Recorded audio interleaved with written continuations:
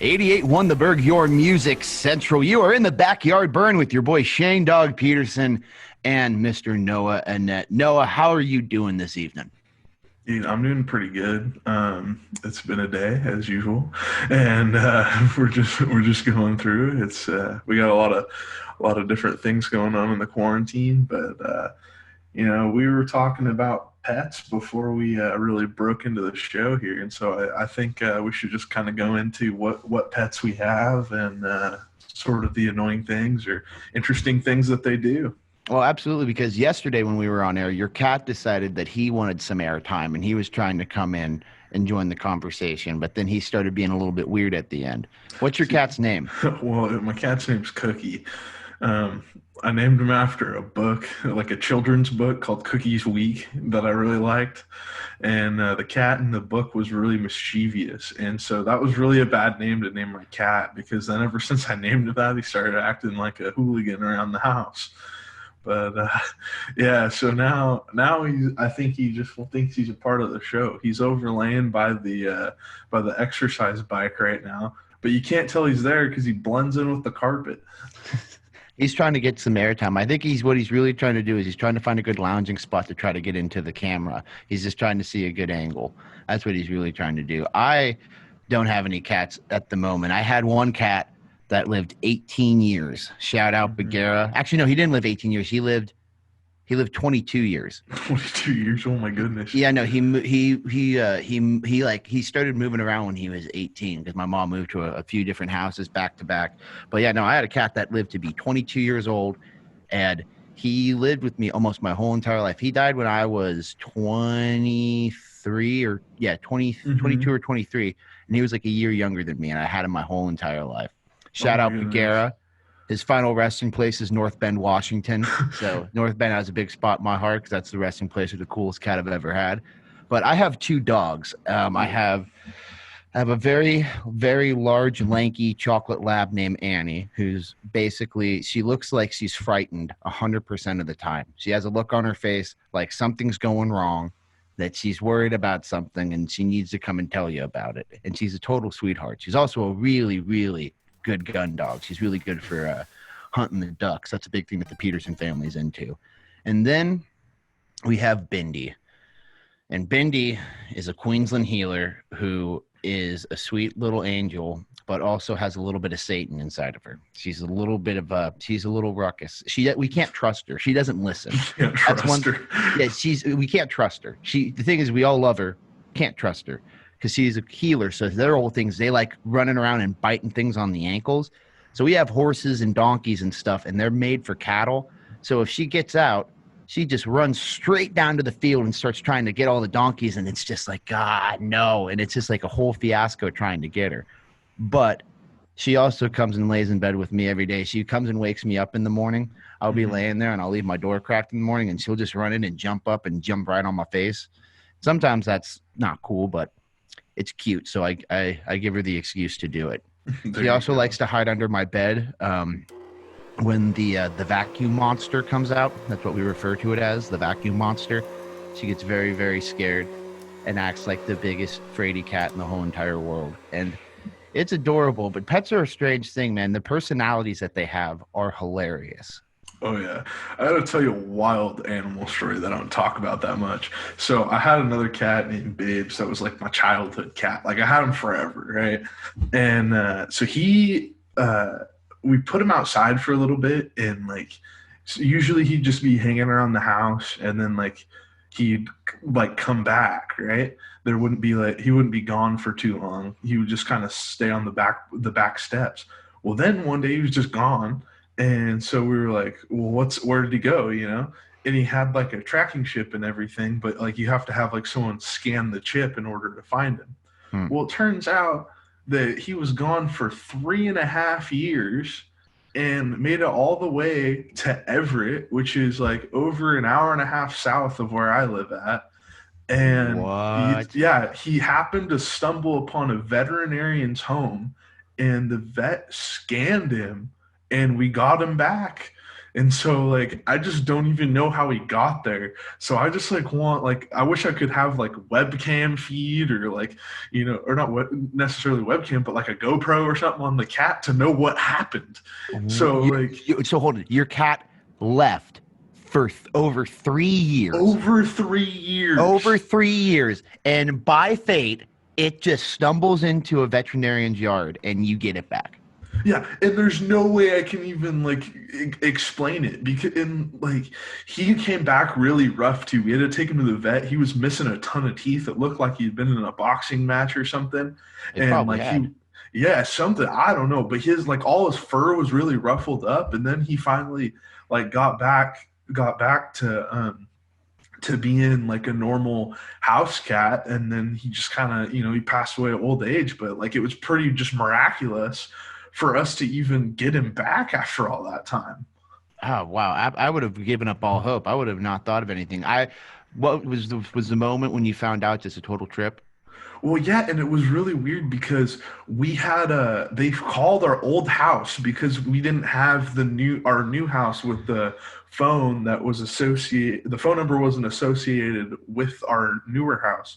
And so they called the old house and they directed, there was new people living there too, but they found some way to direct them to our new house number. And we got a call and we were just, at first we were like, this isn't real. It was just like, there was a long time to be like, are you sure that this is even our cat? Like he's been gone for 3 years, like over 3 years.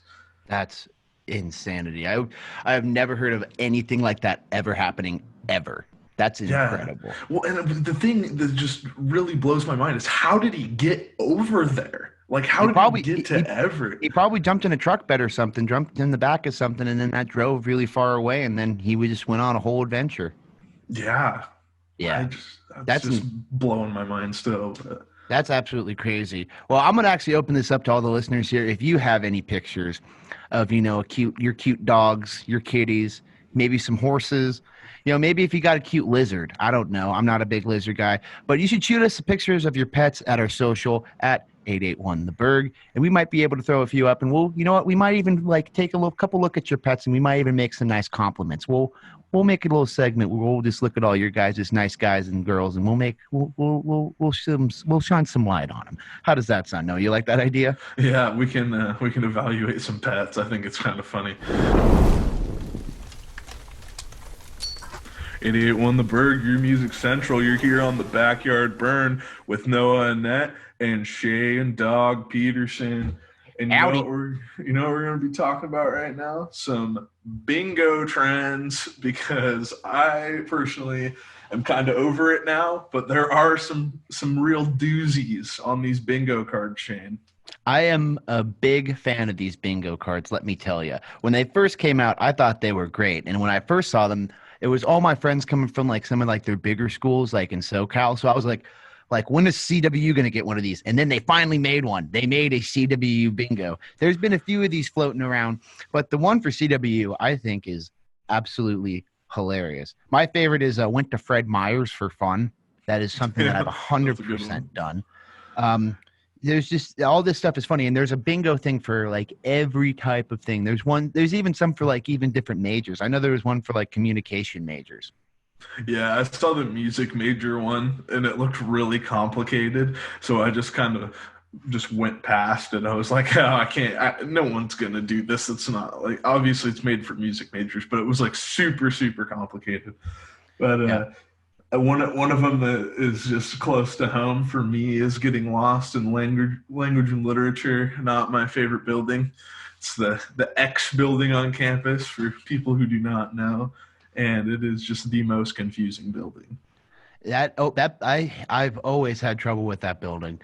My problem with that building is that building holds my personal record for walking in to the wrong classroom while a class is going on and being that one awkward dude with his headphones in, sunglasses on, bust through the door and then just like take my sunglasses off. And I'm just like, oh, my bad. Just got to slowly, do like the Homer Simpson meme where I just slowly back out as slowly as possible. But one of the other things that I think is super funny on here is skipped class to go hiking. It's a little bit ashamed to say this, but yes, I have done that. That's one of the great things about Ellensburg. And all these different bingo games are pretty fun. What are some of the other ones that you've seen? I have Mariners fan bingo. Austin sent me that one yesterday. But also then there's that other trend where it's like the circles and you have to put the pictures in the circles. Yeah, with you like put your the favorite gifts. sports. Yeah, with your favorite sports teams. Or like DeBach, he sent me one that was like your favorite tennis stuff yesterday. Yeah, I saw that. I was the one that sent you and the Bach the sports one. That one was my favorite. Yeah, it It's was a always good one. Yeah, it was pretty funny because I didn't have anybody who had the exact same as me out of my friend group except one. I got one homie. Shout out Logan. He's got the exact same as me.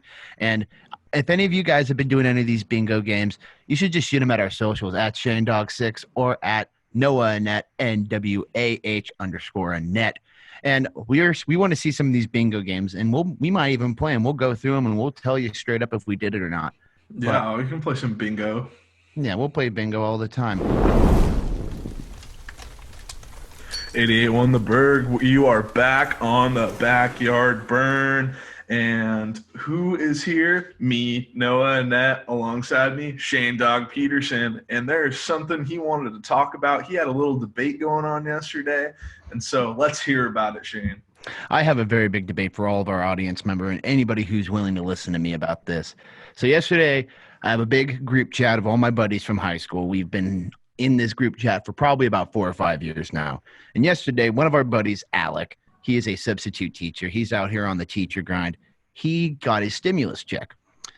And he gave everybody the message. He's like, whoop, whoop, got my Trump check, everybody. Like, I'm excited. Like, I'm going to put this away and this will, help me pay some bills and stuff. And one of my buddies goes, no, you shouldn't save it. You need to spend it. Go buy stuff. That's what you're supposed to do. That's what they're giving it to you for, to go put it back and buy stuff. And he's like, well, I got bills and other important expenses to pay, and I'm trying to move out because I just got out of college. I'm still in my parents' house. I'm trying to get out of here. I'm trying to be a full-grown adult over here. So I'm going to open up the floor, and I'll even ask you, Noah, like when you get your stimulus check, are you going to save that thing or are you going to spend that thing? You going to go hit up the stores or are you going to save that thing and put it to good use? Okay, so like I got this big group project for class that like we need like a lot of money for. It's just the best way to put it. We're gonna like be raising funds for it later, but we're not at that stage yet. And so I'd probably just put my whole thing towards it, and that'd cover probably a little over a tenth of what we need. And it's a big project. And so I think my initial thought is to invest my money towards my group project. But if I don't know, I have this weird thought in my mind that we're gonna have to pay it back, and we probably don't. But I just imagine like we have to pay this back, and so like I'm gonna just sitting on it for now. Yeah, Trump just gives you the listen here. You know that loan that I gave you about that? I kind of need that back. Yeah, But I don't think he's gonna do. I don't think he's gonna do that. I think it's actually going to be a good thing. I myself am debating on what I'm going to do with it. I have a case of Mafundsalo. Mafundsalo. Yeah, I got a bad case of Mafundsalo. So I need to figure out the best way to utilize that and maybe even invest. I might, buy a little bit of stock with it, maybe see if I can gain some interest. Might take a couple years, but hey, I could probably buy an ice cream cone after the first year, I'm also thinking about investing in the stock market, but that's a dangerous game. But Mafundsalo sounds like one of those just like characters that is really unimportant in a movie, and you just kind of kick him around like, Mafundsalo. Mafundsalo. Jerry Mafundsalo. He's the dude that everybody rags on all the time. Exactly. Got to have the first name Jerry. Jerry Mafundsalo. Yeah, Mafundsalo. He's broke, he's silly, and he's got nothing going on. Jerry Mafundsalo. But everybody, if you guys got an opinion about this stimulus check and what you're going to do with it, you should hit our social at 881 The Burg, or you could hit both of our socials up at ShaneDog6 or at Noah Annette.